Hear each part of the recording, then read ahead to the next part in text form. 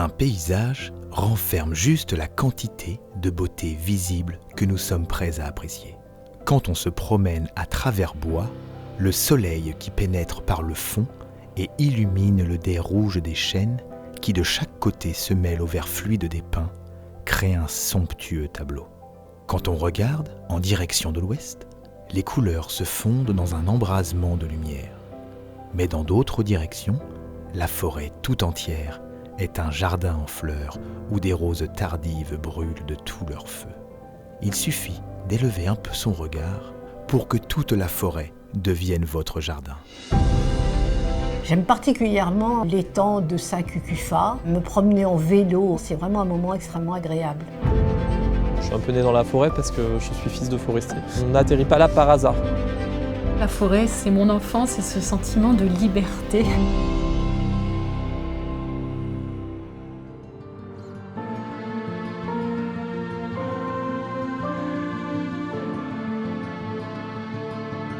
Les hommes, eux, de tout temps, ont eu des rapports avec la forêt, puisque la forêt, c'est des ressources pour les hommes.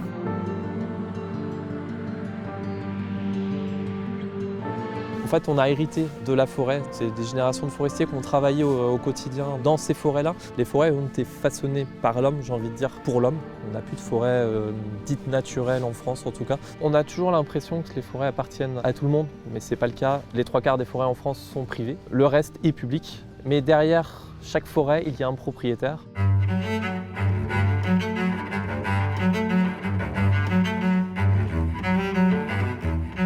Ces forêts appartenaient au roi, au prince, aux seigneurs, mais également à des bourgeois de Paris qui cherchaient à obtenir une autonomie énergétique, dirait-on aujourd'hui. Le roi est le plus gros propriétaire de l'ouest parisien, puisque toutes ces forêts sont utilisées dans le prolongement des résidences royales, le Louvre, les Tuileries, Saint-Cloud.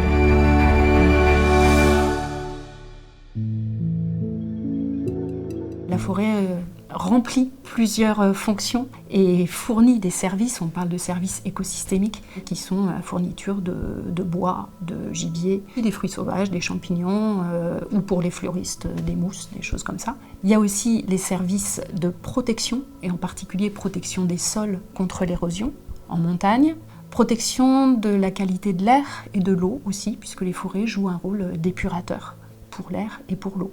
Et puis il y a aussi les services récréatifs ou d'accueil du public. Et bien entendu, la forêt est un lieu idéal pour les activités de plein air ou les activités d'observation de la nature.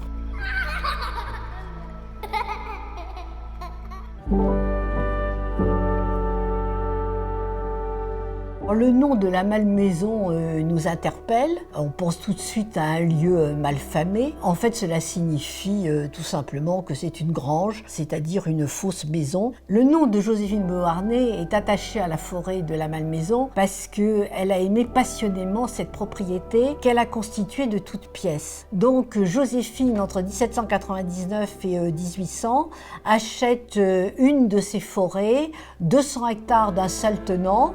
Elle va construire ce fameux château de la Malmaison.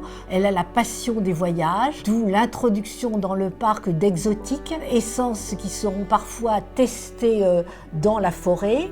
Et c'est ainsi que nous sommes aujourd'hui les bénéficiaires de cette action, puisque nous pouvons nous promener dans la forêt de la Malmaison et admirer naturellement non seulement le château, mais également le parc et la forêt. L'étang de Saint-Cucufa est une création artificielle qui est due aux moines bénédictins à l'extrême fin du XIIe siècle, afin que leur monastère puisse être approvisionné en poissons d'eau douce.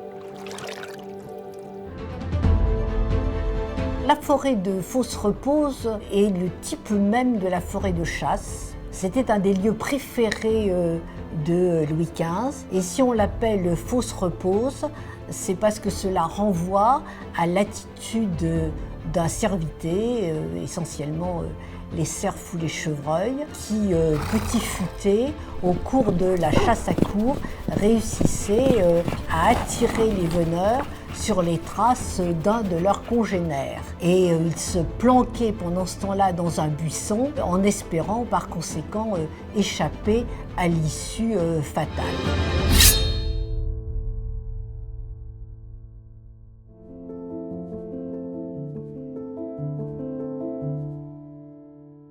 Alors, forêt domaniale, cela veut dire qu'elle relève des domaines de l'État. Cela leur assure l'inaliénabilité, c'est-à-dire que ces forêts ne peuvent pas être vendues, ne peuvent pas être louées. Que ce soit l'État, la région, le département, les communes, ce sont des forêts publiques et le seul gestionnaire, c'est l'Office national des forêts. Gérer une forêt, pour les forestiers, c'est d'intervenir pour accueillir le public, sécuriser, faire en sorte que tout se passe bien au quotidien. La forêt n'a pas besoin de l'homme pour vivre, juste l'homme utilise cette forêt pour ses propres besoins, courir, se détendre, profiter de ce milieu, mais également utiliser le bois dans la vie de tous les jours pour se chauffer, pour construire. Une forêt gérée, c'est une forêt qui est utile à l'homme, qui est travaillée, façonnée par l'homme, parce que l'homme a besoin des ressources que lui apporte la forêt. S'il veut faire du bois de chauffage, il ira plutôt traiter les forêts en taillis. On coupe à la souche, ça rejette et ça fait du petit bois qui permet facilement de faire du bois de feu. Si l'homme au contraire veut faire des belles planches, il a besoin d'un tronc bien droit, un fût sans nœud, sans branche basse, et dans ce cas-là, il va aller vers des traitements de futaie. En forêt gérée, les forestiers ont toujours le souci du long terme. Ils ont toujours le souci du renouvellement de la forêt. Alors quand ils coupent des arbres, c'est pas juste pour le plaisir ou juste pour faire des planches, c'est aussi pour travailler, cultiver le peuplement forestier. Et au moment d'une coupe, on ne coupe pas n'importe quel arbre. On va couper les arbres qui gênent le plus ceux dont on pense qu'ils feront dans le futur de très beaux arbres. Plus tard, on va commencer à penser au renouvellement de la forêt, à remplacer les vieux arbres par de jeunes arbres. Alors, dans une forêt gérée, on n'attend pas qu'un arbre meure de sa bonne vieille mort. Sinon, il faudrait attendre des siècles. Donc on va couper l'arbre au moment où il est à son optimum économique, quand il est assez gros pour donner des planches, pas trop gros parce que sinon les scieurs ont du mal à trancher des gros troncs, et qu'il est quand même assez vieux pour pouvoir fructifier et faire des petits. On a cette tradition en sylviculture française de s'appuyer beaucoup sur les processus naturels et de s'inspirer des processus naturels pour gérer nos forêts, pour traiter nos peuplements forestiers. Les paysages que nous admirons en forêt doivent beaucoup à la main de l'homme, non seulement par l'aménagement des allées qui servaient pour les différents types de chasse, également les espaces découverts qui servaient pour la chasse au vol, qui était très importante dans ces territoires, également les rotondes et les carrefours qui étaient nécessités pour le spectacle de la chasse à courre et pour que les veneurs puissent se retrouver au son des cors. Je crois que réussir à faire comprendre la nécessité de la gestion des forêts par l'homme, c'est certainement ce qu'il y a de plus difficile. Certains se disant, au fond, ces forêts, elles ont existé avant la présence de l'homme, elles pourraient très bien se passer de lui. Non, elles ne pourraient pas se passer de lui.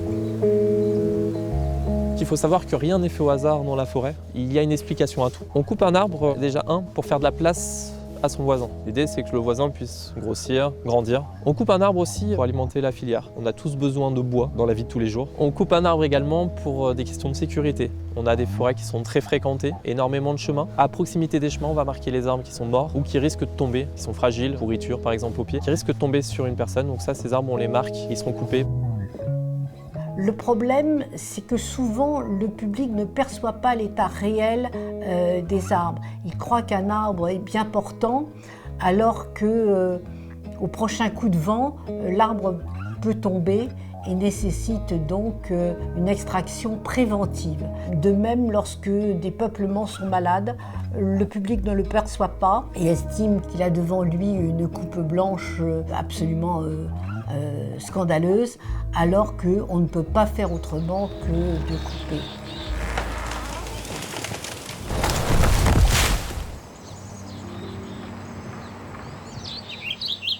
La forêt, c'est un écosystème. Donc, c'est une multitude de relations entre les êtres vivants qui peuplent la forêt. Il y a les arbres, certes, mais c'est pas tout.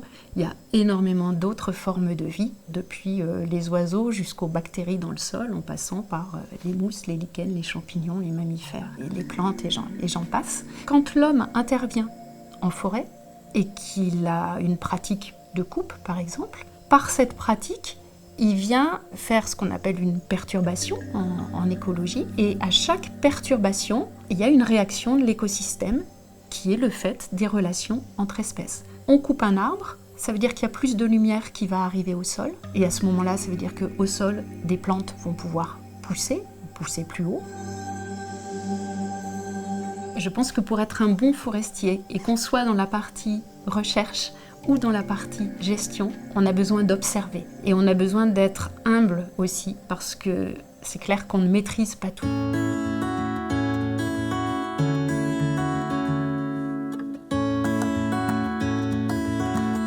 Les forêts d'aujourd'hui ont plusieurs fonctions, mais dans l'Île-de-France, où la densité de la population est très forte, où la demande des citadins est extrêmement puissante, la fonction d'accueil prime sur toutes les autres, c'est-à-dire aussi bien sur la protection des sites que sur la production de bois. C'est une chance d'avoir ces espaces ouverts à proximité de Paris, libres, gratuits. Il faut en profiter. C'est une responsabilité collective. C'est l'affaire de tous, de tous les usagers. On a besoin de tout le monde, que cette forêt puisse exister, qu'elle se porte bien, qu'elle soit belle, qu'elle continue à être belle pour tout le monde et pour les générations à venir.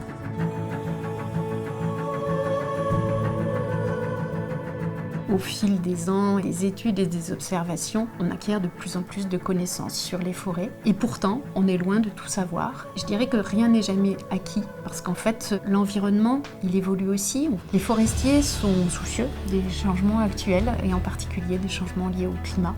Face aux changements climatiques qu'on connaît actuellement, les forêts ont un grand rôle à jouer. Sont à même de stocker le carbone, puisque les arbres, la photosynthèse, prennent le carbone atmosphérique. Un arbre en soi, c'est un stock de carbone sur pied, durable.